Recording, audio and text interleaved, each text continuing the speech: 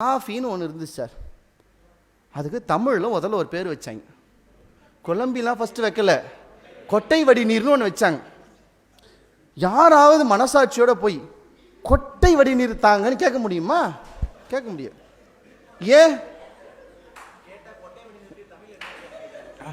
பாருங்க, இவர் ஒரு புது அவருடைய வரலாறு சொல்றாரு. ஒரு முறை கொட்டை வடிநீர் கேட்டதுக்கு கொட்டை வடிநீருக்கு தமிழ்ல என்னன்னு கேட்டாருங்களா? ஆமா, அவருக்கு ஒரு பயம் வந்துட்டு இருக்கோம். என்ன சிக்கல்டா, தமிழாக்கம் செய்றீங்க சரி, என்னன்னா இதில் ஒரு ஒரு ஒரு நியாயமே இல்லாத ஒரு தமிழாக்கம் பண்ணிட்டு அதை பேசுனா, அப்பதான் அடுத்து ஒரு சொல் வந்தது, குழம்பி என்கிற சொல் வந்தது. நீங்க நல்லா கவனிங்க.